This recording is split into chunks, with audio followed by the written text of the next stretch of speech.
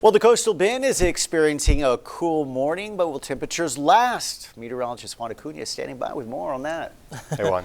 Good morning, everyone, and that's right. It is a cool morning, 60s across the area, and a very, very nice treat for us here. And of course, we're still holding on to Hurricane Preparedness Week for us here, and it's very important to consider all the hazards when we're talking about hurricanes. And you've been hearing Cordero McMurray talk about the storm surge, and nearly 90% of all hurricane-related deaths involve water. Now, that does include storm surge, inland flooding, rip currents, rough surf as well. And of course, we all know that these hurricanes can spawn tornadoes, even in the outer bands from that center of circulation. And hurricane conditions can occur well ahead and well after the hurricane's arrival too. So more assemble tips here if disastrous applies as we talk about hurricane preparedness. It's always important to have the food and water, and you want to have enough food and water for each person for at least 3 days. You want to fill your prescriptions and have medicine on hand.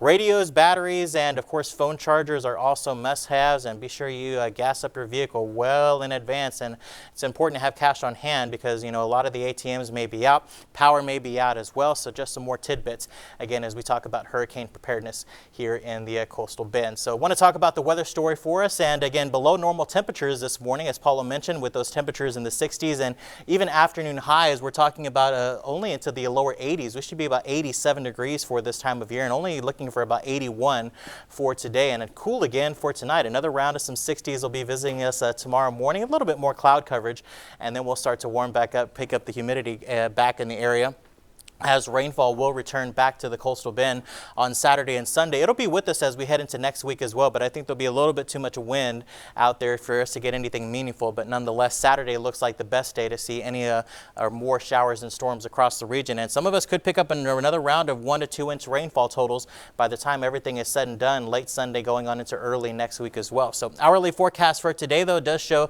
a good amount of some of that sunshine breaking through. We'll still hold on to a good amount of some cloud coverage later into the afternoon. Heading on to this evening, though, as we peak out into the lower 80s with east-northeasterly winds right at about 10 to 15 miles an hour. Future tracker later on this afternoon again shows the cloud coverage breaking up about 80 degrees here, mid to lower 80s for the inland communities going as well. And going on into 10 o'clock tonight, most of us into the 70s, and then into tomorrow morning, middle to upper 60s over a good portion of the region with some cloud coverage right near the coast.